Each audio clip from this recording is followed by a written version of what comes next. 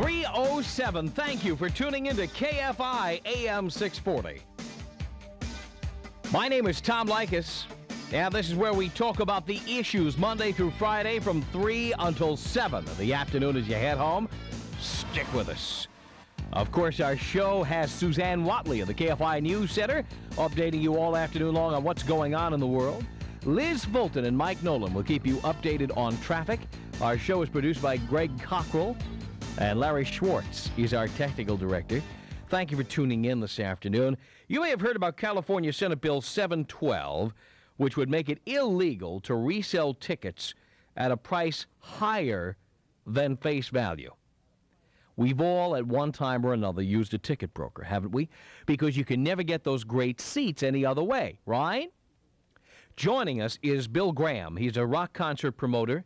He's the head of Bill Graham Presents, and he is in support of this bill. And joining us also in studio, Drew Matich, who is, as he says, an average citizen who uses ticket brokers often, and he opposes this bill. And I welcome both of you to the program today. Thank you for joining us. Thank you.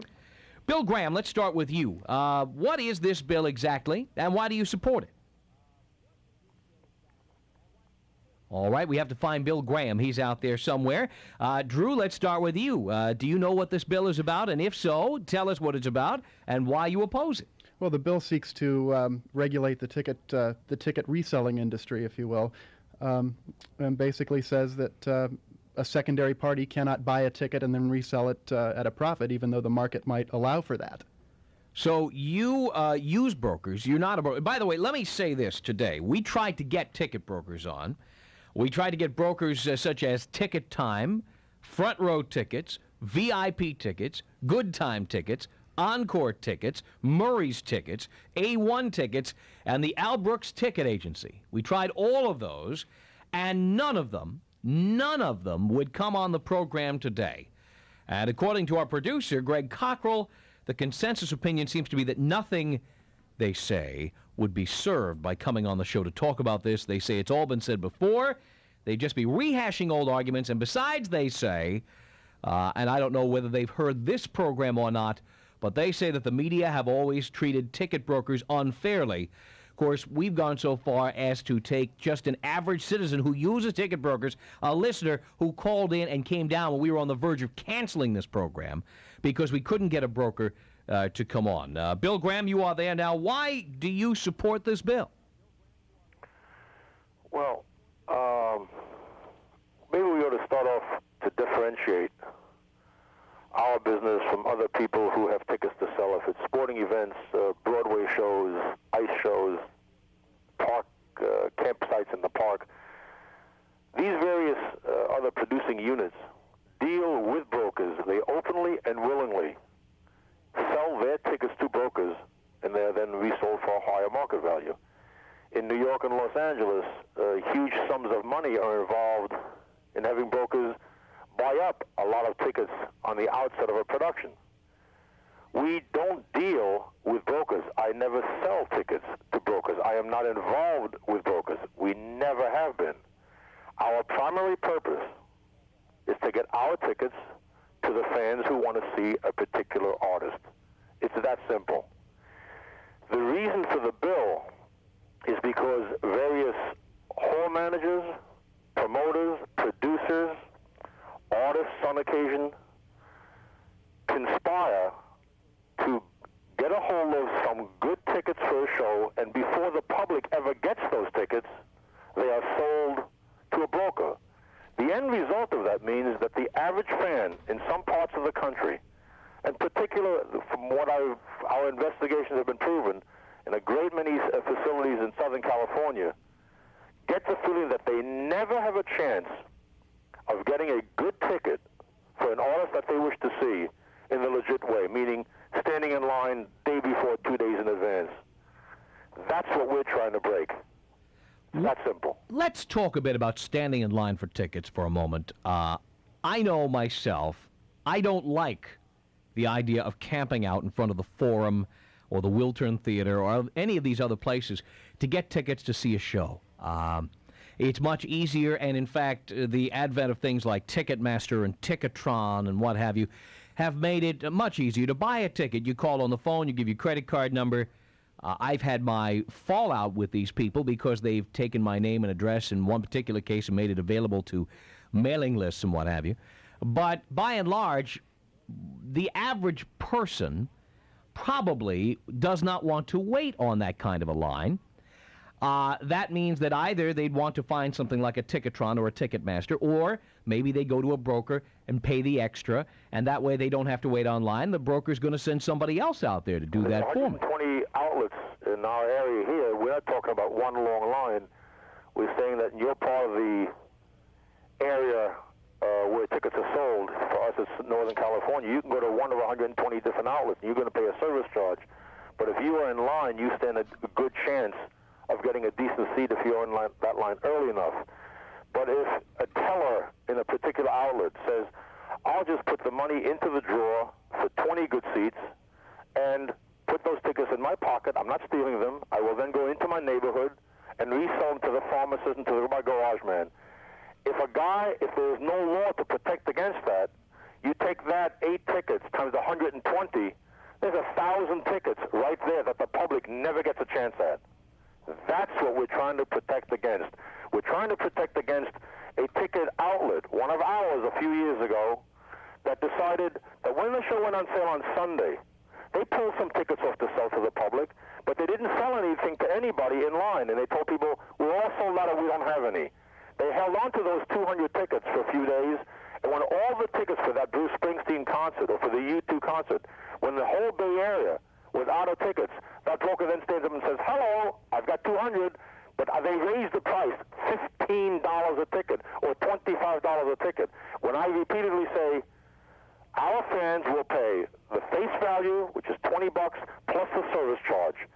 But the broker says, wait a minute, or the ticket outlet says, I'm going to charge your fans what I want to charge based on supply and demand. When I know I got the only water hole left in the desert, I can charge anything I want for the water because they're dying of thirst. Isn't that what the free market is all about? Well, that's the country you live in, and I'll do everything I can to change that. Drew, do you agree? I would agree that that everybody should have the same opportunity to get those tickets that, as we all know, they don't always get. But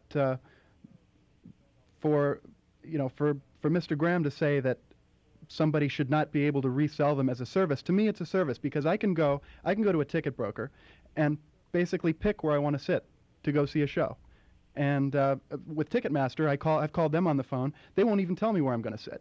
They'll say, you're going to sit where we put you and you'll like it, and you're going to pay $6 service charge for basically no service at all. You're lucky to get tickets at all. That's the attitude I get from Ticketmaster. I go to a broker. It's worth it to me to pay the extra to sit where I want to sit and to have a choice. If I was in your place, I would feel no different than you do. My job is to get that ticket into the hands of a fan. And then what that fan then does with his ticket is not in my control. Let me try to give you a better example of what happened last year. One of the 2 or 3 biggest acts in the world decided to tour America. The national promoter called the local promoters in each town and said, we're going to play at the stadium in your town, 50,000 fans, but before you put the tickets on sale, we are instructing you to pull 5,000 of the best seats out of your system, and we will buy them, we meaning the promoters. They gave the guy the $150,000, took those 5,000 tickets, and through a system that was immoral but not illegal, resold those tickets out of town, back into that town, for anywhere between $75 and $300 a piece. 5,000 fans in the Los Angeles market never had a shot at those tickets. That's what I'm talking about. Well, it sounds like you're trying to, legislate out of business the wrong people. I mean, if there were some kind of legislation to stop that from happening, for the most part, the ticket brokers are as honest as you or me. If they're as honest as you and I, how come not one of them felt honest enough to be on this program? Not one. Not one. I think they have a lot more to lose by coming on and coming up against you than. What am I saying? These are only words. I'm not holding any weapons in my hands. No. Why couldn't they come onto a program and be in front of the public? I find that every time anyone is afraid to address the public, there's something nothing wrong there. These are honest, moral people who have concern and respect for the music fan. Let me tell you, they're in the business of buying and reselling tickets. We have some understanding of what a fan is all about. We've been at it for a long time. We're not better than the next guy or worse than the next guy. I have an idea what a real Bob Dylan fan is, or a real U2 fan is, or a real MC Hammer fan. We meet with them all the time. We see them all the time. And when these guys feel that they don't have a chance at a decent ticket, ever, it's the same thing when a newspaper says, you gold card holders get a preferential treatment because you have a gold card. Well, they're saying, you, because you can go to a ticket broker anytime, you like the ticket broker. What do you think those people would say if they said that if they found out that you were charging them $252 to go see Andrew Lloyd Webber? I don't charge $252. I charge $25 to see I'm just talking if about. Somebody else is doing that. That's not us. Well, there's something. I'm saying that there are many promoters, many building managers, some artists who are involved in the scalping of their own tickets. I'm not talking. They control them. I'm not talking about that. I'm talking about the fact that and articles have appeared at the same time as the ticket scalping bill about house scaling. House scaling meaning? Meaning charging 120. Meaning having the promoter and the house and the artist charge $100 for a good seat as opposed to a broker. I think in some parts of the country, those promoters might be doing that because they're saying to themselves, instead of the scalper getting this money, we may as well share the money with the artist. It's happening here in Los Angeles. Well, the reason it's happening is because the artist is the one who agrees to do that. There's something that the public doesn't know, that the greater percentage, anywhere between 80 to 90%, 80 to 90% of all the money earned at any event is received by the artist, as it should be. He's the reason they're going. So to put that much blame on the promoter, you've got to back off and realize that. The majority of the money raised, if there's a $100 charge for a front row ticket at a show in Southern California, the greatest amount of that money goes to the artist, not the promoter. And my guess is they're saying to themselves, why let the scalpers make this money? Why let the brokers make this money? We may as well make this money. We're going to take a break here. We're going to continue. We're talking with Bill Graham, of course, well-known promoter of rock concerts. His company is called Bill Graham Presents. And Drew Matich, who calls himself an average citizen, who uses ticket brokers. It's California Senate Bill 712, which would make it illegal to resell tickets at a higher price.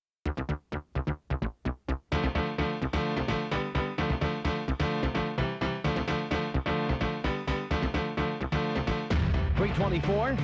It's Tom Leykis, Monday afternoon live over KFI AM 640. Thank you for tuning in this afternoon. We are talking with Bill Graham, the rock concert promoter. His company is called Bill Graham Presents. Drew Matich calls himself an average citizen. He uses ticket brokers and opposes this California Senate Bill 712, which would make it illegal to resell tickets at a higher price than face value, which in effect would put ticket brokers out of business. And calling in, I understand, we certainly tried to reach just about every ticket broker in town, is David Lawson, president of DJ's Ticket Service, Incorporated, with offices in Riverside and Whittier. David, thank you for calling in. Hi there, how are you? All right. I'm assuming you're opposed to this bill. Absolutely, we're opposed to it. That's why? Right. Tell us why. Well, basically because what you're doing here is you're taking all of the options away from the general public. We provide many, many services that are just not available to the public through Ticketmaster outlets. And they just don't have the staff and the people to do it. Independent ticket agencies provide many, many services that are very specific to the brokers, to us as brokers. We do things like we take advance reservations on events. We give you exact locations. We get tickets to people to events that are sold out. We can get you something at the last minute. We quote exact locations on all phone orders over the phone. We take special orders. We deliver tickets. We furnish schedules to people, seating charts. We offer full refunds in case of cancellations. And there is a bill on the books right now that requires all independent agencies to offer full refunds in case of cancellations. And we basically service the consumer. We do not service the promoter or venues. The service that we provide is specifically for the consumer. Bill Graham, do you have a problem with that? No, providing that the gentleman would answer a question. Yes, sir. Our concern is our industry and our fans and how they're treated.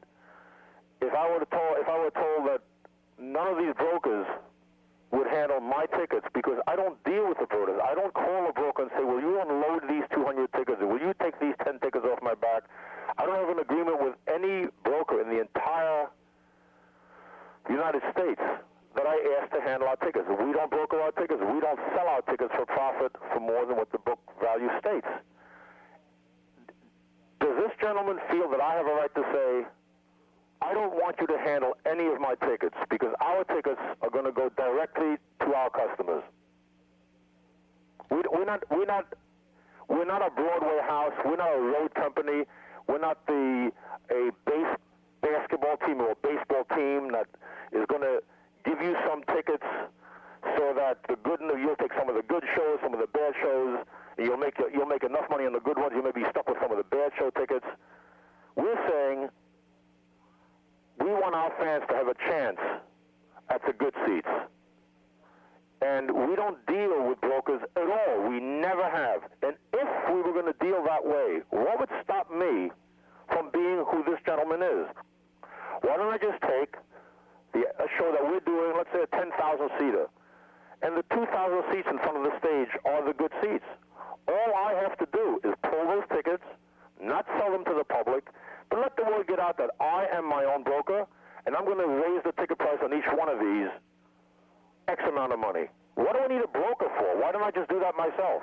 The reason I don't do it is because I want our fans to feel that when they pick up a newspaper and hear that that actor's in town, they got a fair chance at a good ticket for this base value, not jacked up 10 times. Because what they're saying is, hey, if you got the big dollars, we'll give you the good seats. That's what we're fighting. David? Well, first of all, the issue, I guess there's about 5 or 6 questions in there. First of all, I do think that the customers that are coming to me are fans. I don't think that people, and I'm not normally selling tickets at 10 times face value, more like 2 is more like it on a general basis. But first of all, I think that the customers that are coming to us are fans of the band. May I ask you a question? And I'm sorry to interrupt. Yes. Do I have the right to say, I do not want my tickets? They're not your tickets. They're not the artist's tickets. They're not the facilities tickets. They're my tickets. I guaranteed that band $100,000, $200,000, $300,000 to play. I now have those tickets, and I put them into our outlets. Do I have the right to say, I don't want you to take my tickets and up them 3, 4, 5 times? Because when you do that, you or anybody else, I'm the guy who gets the letter that says, Dear Bill, how can you be so immoral? Don't you make enough money already? We know you own those scalpers. We know you sold them those tickets at maybe 25, which is the face value plus 5, but then they say 25 plus 5 plus another 25. We know you're involved because you control those tickets. Well, we used to think so. And now it's gotten to be such a lucrative business where entrepreneurs will take 50 homeless people and stick them in line, will bribe a ticket outlet to pull some tickets and sell them to the broker so that they can only make their money. I'm not telling you that you have no right to be in business. I'm saying to you, I do not wish to have my tickets sold by your brokerage system. That's all. I'm not against you doing your business, but I'm not in business with you. I'm not giving you my tickets to sell. We've got outlets throughout the Bay Area that sell these tickets at the face value. You say you're providing a service. I didn't ask you to be in business with me. I didn't choose to be in business with you. And you say, but we want your tickets so we can make a profit. And I'm saying, I do not wish to do business with you. Okay, well, there's a couple of issues here. We're still asking 4 or 5 questions at a time. Let me issue or address 1 or 2 of them at a time. First of all, I'm not selling your tickets. I'm selling tickets to the Angels. I'm selling tickets to Guns N' Roses. I'm selling tickets to a particular event. I can't tell those people to do business. I'm not in that business. The Angels voluntarily give you those tickets to resell. We don't. Well, I realize maybe that's the case, that if you don't sell tickets to brokers, that's fine. I don't have a single promoter that sells me tickets. I don't have any agreements with any promoters. And how do you get the tickets? I buy a lot of my tickets from season ticket holders, from the general public, and a lot of the tickets that I get are just fans go out, buy seats, and bring me the extras. And I've been in business for 15 years, and I don't use the homeless to go send people to stand in line. I just don't do those things. I think those are misconceptions of what we do. But then you would have no objection, or you would agree with me that if I didn't want you to sell out tickets, that you wouldn't. You have no problem with that. Well, but whose tickets are they? Oh no! Once a fan buys a ticket, it's his to do with as he will. And I'll be the first to say to you, if I have the feeling that the people in line get those tickets, and the legit way they're standing in line buying a ticket, then they turn around and sell it to somebody else, I can't stop that. The problem I'm having now is too many fans are saying to us, especially in other parts of the country, we fought it off pretty well in Northern California, but in other parts of the country, including Southern California, too many fans get in line, and when they're first, second, or third, or 10th, no decent tickets are available because somehow the bulk of the tickets have gone to the brokers, which means that the average fan can never get a ticket for the face value. That's the problem. Well, there is a very specific reason for that, Bill. A lot of events have, a lot of venues have season ticket holders. Okay, the Forum sells approximately 5,000 or 6,000 seats to what's called a Senate Club. I do not own one single ticket to the Senate Club. Okay? There's 6,000 seats that are just not available to the Forum because of that. And it doesn't mean I don't have one of them. And the reason that I don't own those seats is they're not profitable. Well, there you have it right there. Whatever you call it, the Senate Club, whatever name you give it, a facility has 12 to 15,000 seats. 6,000 of the best seats you can't touch. Why? Because so many different people are making money. It's become a business. On the face it says $25, but if you want the 10th row, you're going to pay $100 or $50, which means the average fan picks up a newspaper with the reality that when he sees an act that he likes, he can never have a chance at a good ticket unless he pays through the nose. That's what I'm talking about. Well, and you know that. I just don't think that's true. I mean, people come in and sell me seats. They go down and they get lucky. They get first in line. They buy 6 seats. They keep 2 or 4 of them for themselves, and they bring in seats to me. I see seats in the front row sometimes. I see very, very good seats coming to me. And then the guy that came there first has a business going. He's going to get his own good seats. Then he's going to sell the other ones to you. You will then jack that up a few times, and he will make a little profit from it. We're going to take a break here. Bill, I know you have to run. Do you have any final comments you want to make before your associate joins us here? No. Let's just say that I'm not against the guy who wants to be in the business, but not at the expense of me getting hate mail. And we're the ones who get the hate mail from fans saying, how can you charge this much? Because we know you own these scalpers. We know you own these brokers. We know they work for you. I get tired of that. Thank you, Bill, for joining us. We appreciate it. We'll be joined by Bill's associate, Jerry Pompili, coming up as we continue. It's Tom Leykis at KFI AM 640.